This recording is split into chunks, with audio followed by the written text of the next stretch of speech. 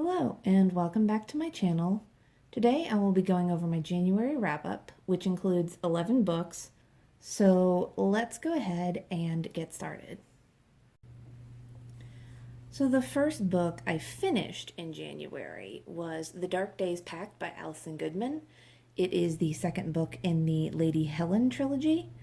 I started this back in January of 2019, but kind of put it off because it is a very hefty book. The author is very detailed in her descriptions. You can tell she did a lot. She did a lot of research for her writing, and it really shows, and it pays off. This is one of my 5 stars. These first couple of books are 5 stars because I don't buy books that I know that I will not enjoy. So when I bought and enjoyed The Dark Days Club, which is the first book in the Lady Helen trilogy, I went ahead and bought the second book because I knew I'd enjoy it as much as I did. For those not familiar with The Dark Days Club, it's a historical fantasy set in the Regency era where we follow Lady Helen, who finds out in the first book that she is a reclaimer, a type of demon hunter, if you will, who hunt demons called deceivers. Now, it seems fairly by the book when it comes to historical fantasy or even just fantasy, but again, it really comes down to Goodman's commitment to details. There is a scene in this book where Our Lady Helen, she asks Lord Carlston to take off her jacket. Well, this is an incredibly intimate and scandalous moment in relation to the Regency period. And it wasn't something I was aware of, even though my college degrees are based in costume design, and so I had to take a lot of historical costumes. So I just have to give it up to Goodman for her commitment again to the details in this book. Also, I want it on the record that I absolutely cannot stand the Duke of Selburne.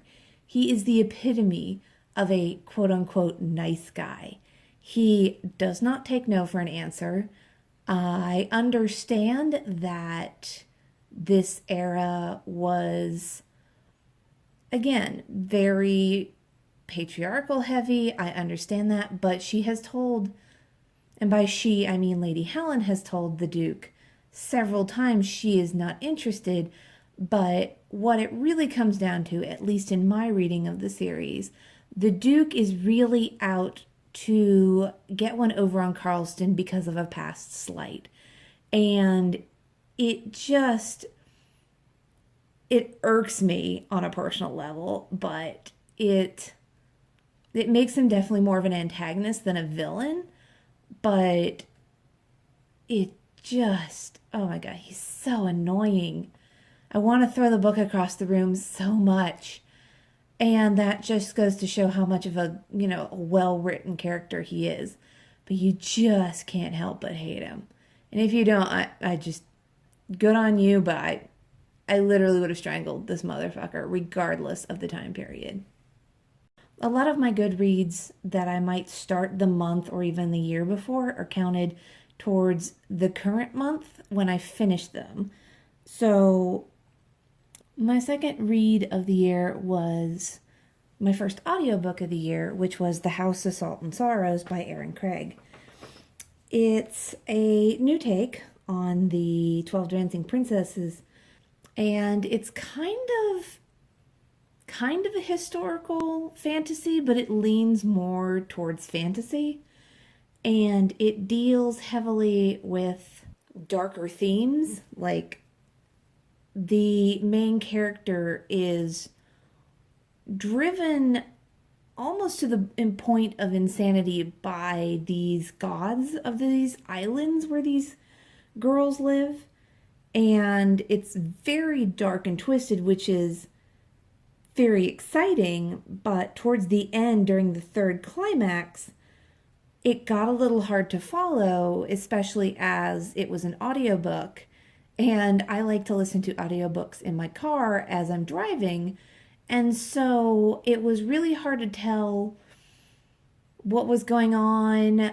Perhaps things that were in italics did not translate to audiobook as italics.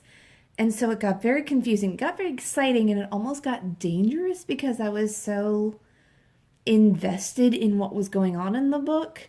And again, I'm driving my car, so this is both a positive thing for the book, but I don't recommend listening to it while you're driving your car because you might end up in an accident, especially during that third climax. It was a very good book. I would give it a 4-star review, which I did. I didn't love the ending. I liked it. I thought it was a good ending. It just could have been slightly better. But overall, it was a very good book. So I highly recommend it's not called The House. It's just House of Salt and Sorrows by Erin Craig.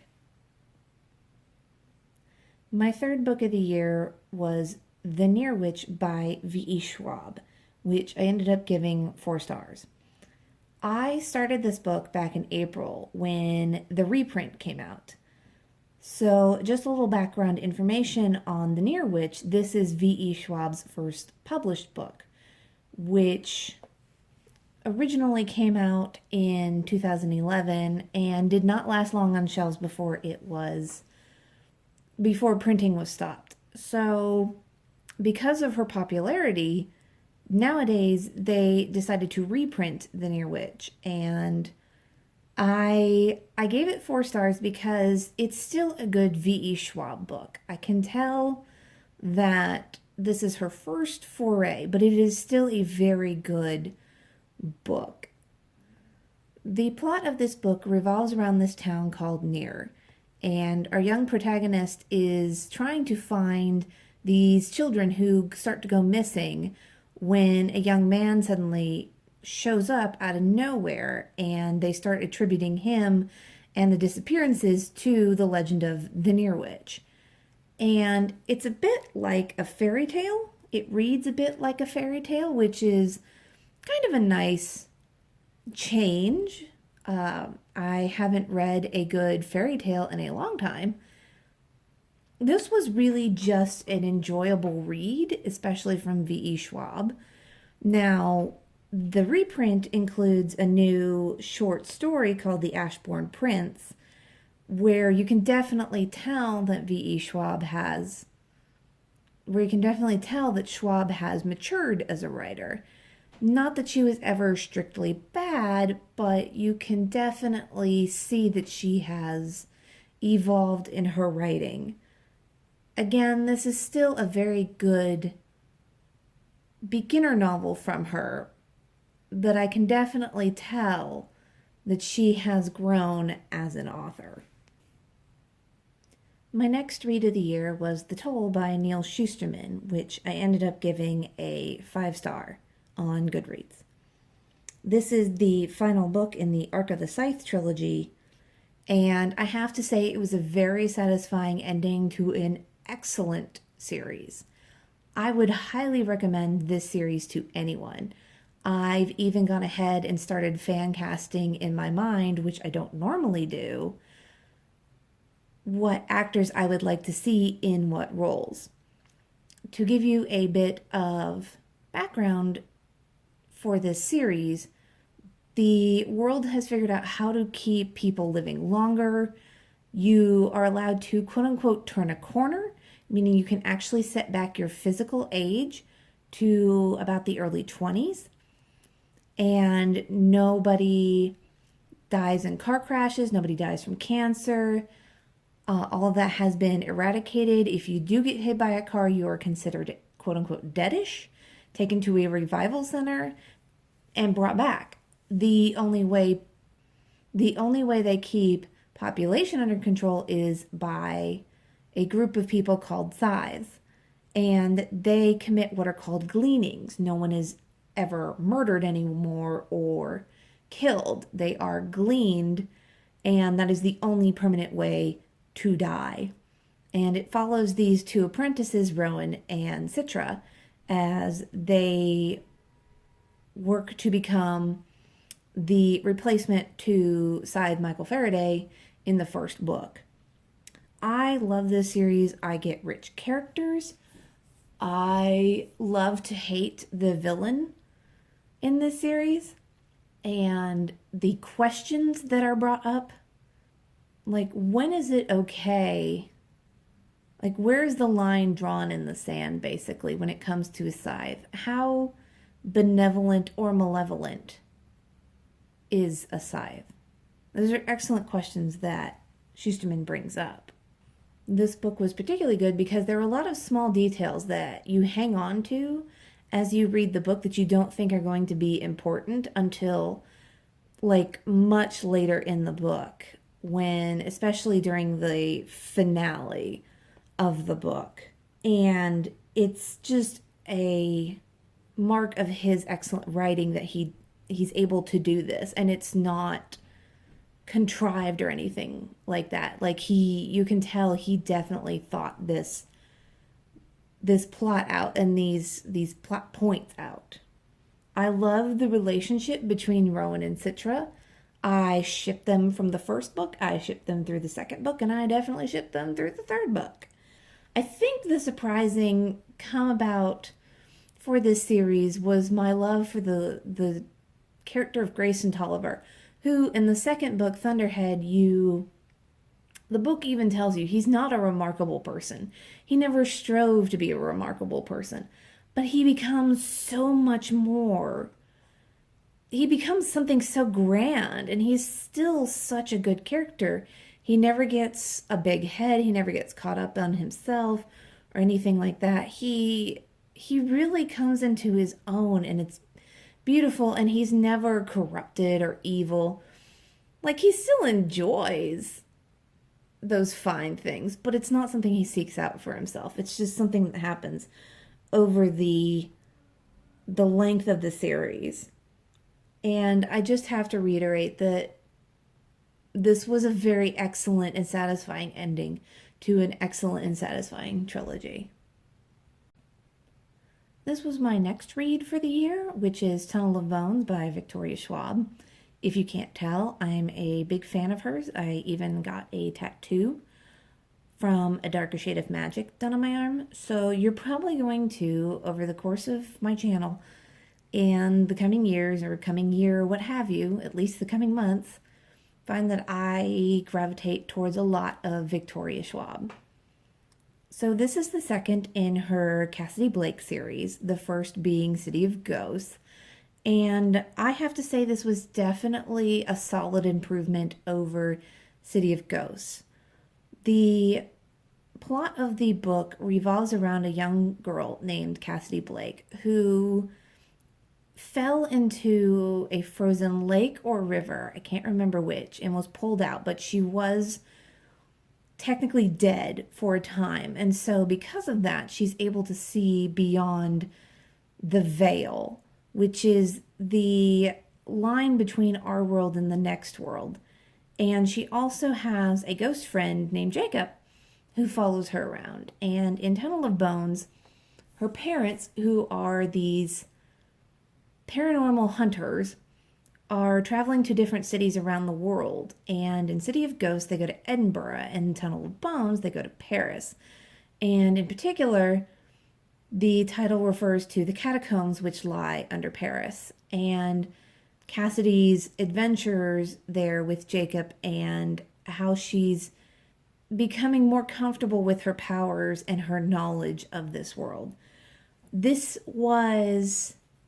City of Ghosts was Schwab's first foray into the middle grade genre, which I could definitely tell she had some stumbling blocks in City of Ghosts. It was still an enjoyable book, but it's definitely improved in Tunnel of Bones. It felt more fleshed out. It felt more thoughtful. There was a lot of good detail without being overly done, which can bog down a lot of books. And for someone who's only done YA and adult to be so successful with a middle grade is really telling. There is a bit more fleshing out of Cassidy and Jacob, especially their relationship between the first book and the second book. And I really started to like Cassidy. I didn't hate her in the first book, but I couldn't get attached to her. Now, I definitely like her a lot more in the second book. And again, this is just to say that Schwab has definitely improved from one book to the next. Not that they were ever bad, but over time, I'm you will find on my channel, and I will reiterate this probably later on down the line, I'm willing to give freshman books, freshman series, a lot of leeway because oftentimes an author is still getting their bearings, still trying to flesh out characters, processes, their own writing style for lack of a better term. And even though this is not Schwab's first foray, it's her first foray into middle grade. And I got to give it up to her for being able to deliver a nice, meaty second book in the series. My next book in my January wrap-up is Naturally Tan by Tan France, who you may recognize as the fashion guru for Queer Eye from Netflix.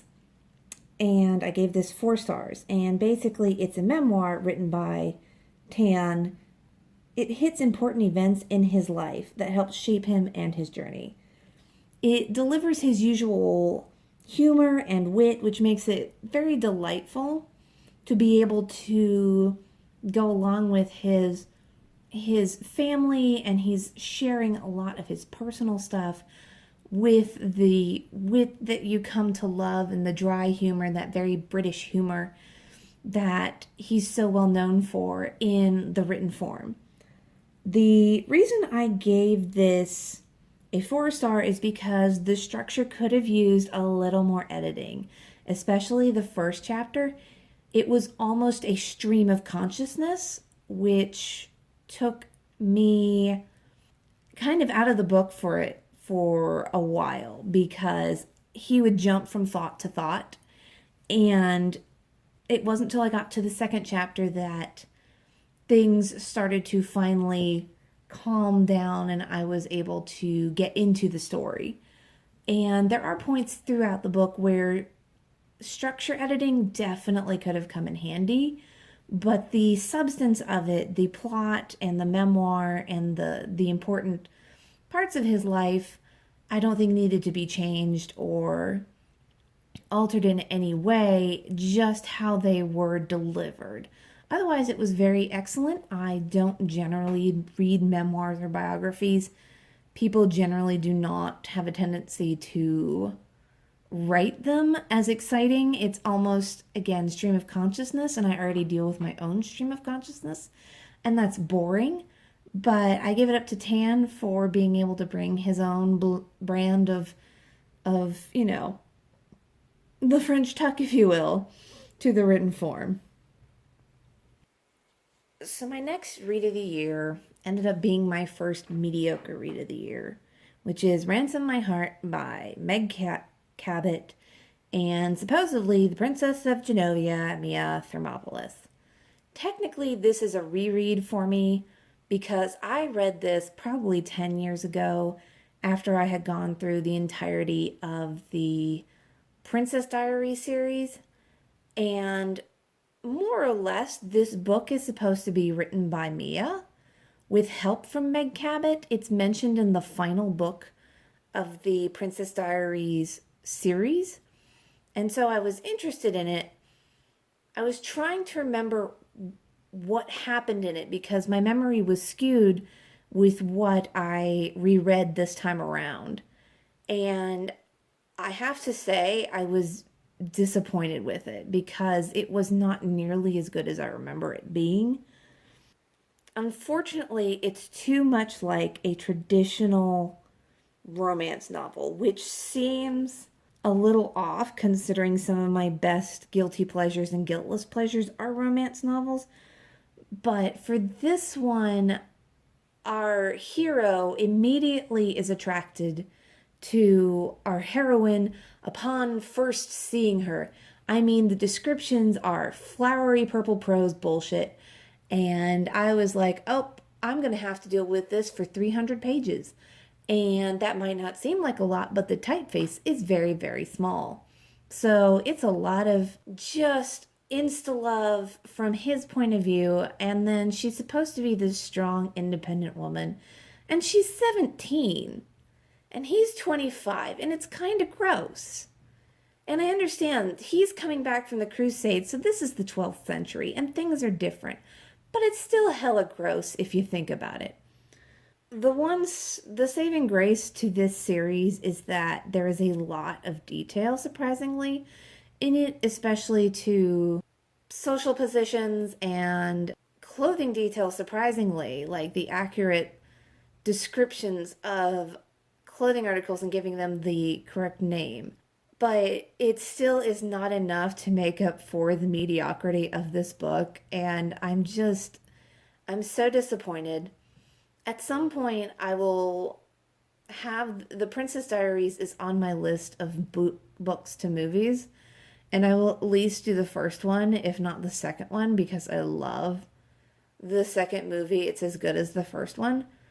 But I remember even back then not liking that book series.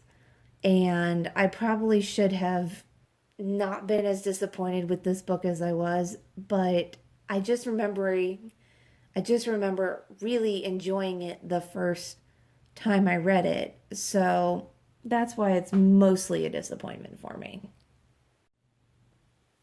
So my next read was another mediocre read for this year, and that was Sourdough by Robin Sloan, which I gave 3 stars. It's a little bit different than my usual fare, since it's about a young woman who inherits a sourdough starter from these mysterious neighbors of hers.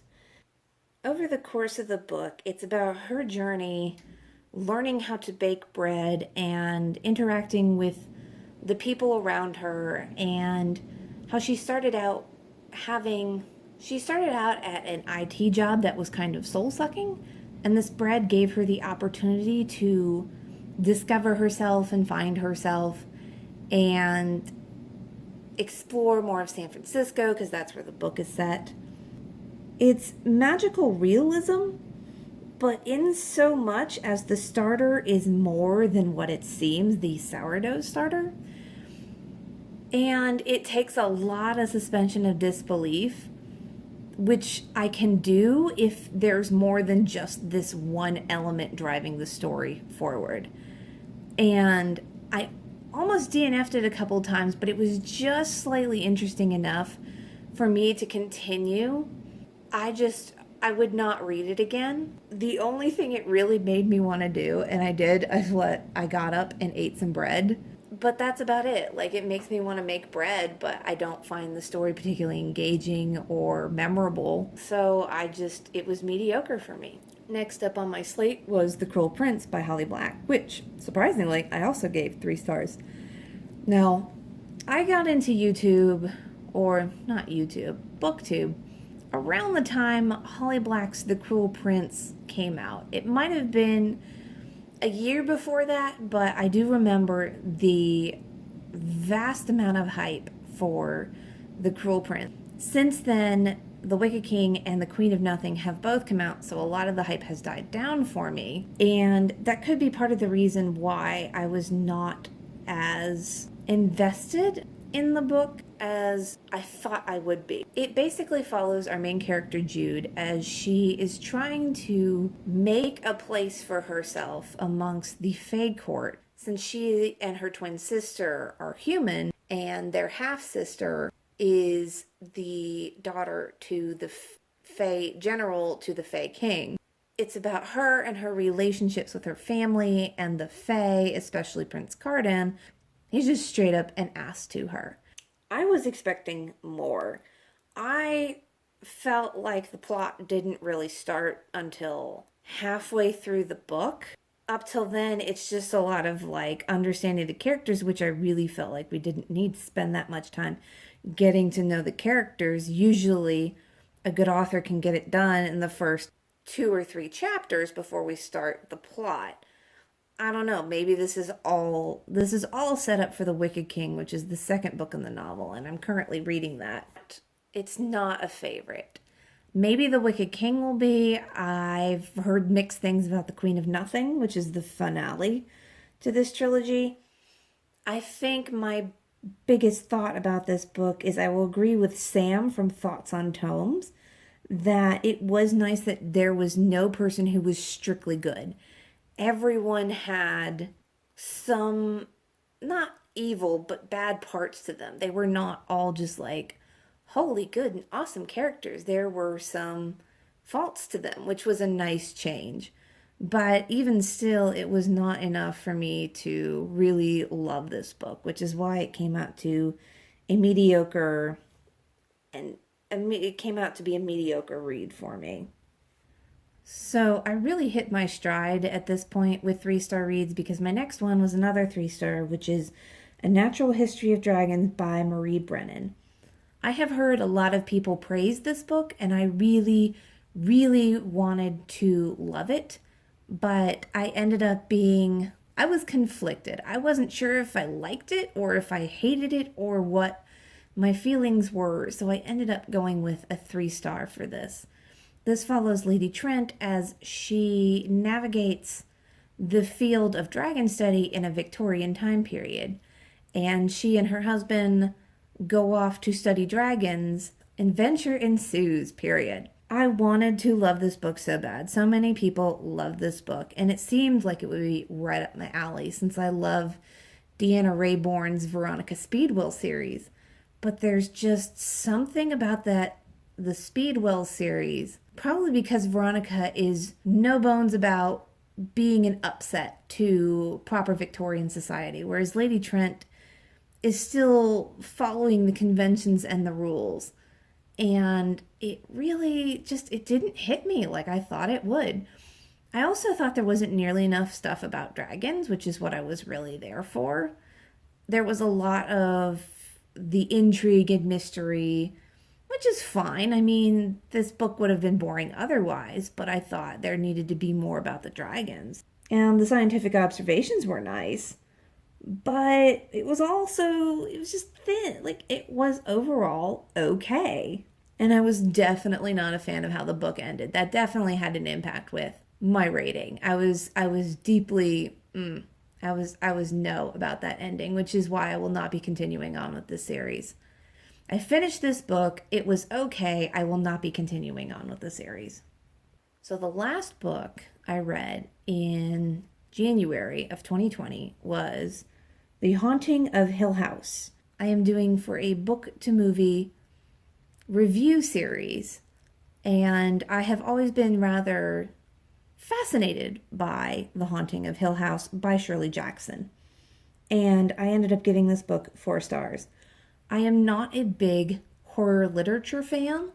As I have gotten older, I have enjoyed horror movies more, but I'm also very picky about the horror movies I like.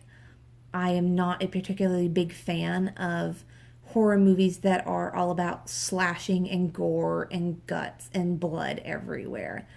I much prefer movies and television shows that are psychologically thrilling. I'm not against blood and guts and horror, but I like it in moderation and that actually makes sense of the plot and not simply because somebody had an excess amount of blood and needed to get rid of it that day. This book follows four characters as they spend time in Hill House. I won't go too deeply into it since I'm going to be doing a book to movie video in the very near future on this. But I will say about the book, it is descriptive and demonstrative plot without being purple prose. This book was published in 1959, so that has to be taken into effect when judging it, but it's still a very interesting, captivating book. And it kind of follows Eleanor Vance as our lead character. I wouldn't say main character, but our lead character. And her kind of slippage, if you will, as the story progresses, as Hill House starts to have an impact on her. And it's fascinating. It's really, really fascinating. And it got psychologically scary at the end, which was nice. And I was definitely a little worried because I was reading it late at night and I had to go to bed. And I was like, at work the next day and was worried I wasn't going to be able to sleep. So thankfully I was able to, but it gave me some pause. And it was also interesting to be like, oh, well, this is what the movies kept in, and this is what the television show left out. And again, I will get into this in my review later, but it was a very good book. It wasn't a great book, but it was a very good book. And so the last book I'm only going to briefly touch on because I did not finish it. It was my one DNF for the month was The Heart of the Fae by Emma Ham, I think it is. And basically, it's the Beauty and the Beast retelling with the Fae. And the reason I DNF'd it was the main character of Sorsha or Sasha, I can't remember at this point. She would switch personalities so fast. She'd be hot one second and cold the next. And it was a matter of the writing. It was not the character, it was the writing. And that I was not going to spend pages and pages and pages and time out of my life to read this when I was not. She was irritating me. And this is not to say that Ham's writing is bad. It just wasn't for me, and I was not going to spend time reading something that wasn't for me. So, yeah, that was why it was my DNF for the month. So there you have it. That is my wrap up for the month of January. I had a lot of good 4 and 5 star reads, but again, that's because I already own the books. And I will not buy books that I do not think I will love. The other books, because I put pictures up of them, are books I get from my library, so I do have to return them. And since they're mediocre, I'm glad that I don't spend money on them and can just return them, so maybe someone else will enjoy them. But I hope you all enjoyed this video. Please let me know what you thought of any of the books that I read, what your thoughts were. And I will link my Goodreads page down below, and you can decide if you want to try a book out or if something intrigued you. I hope, if nothing else, you got some entertainment out of your day from this. So please be safe, enjoy, have a nice evening. Goodbye.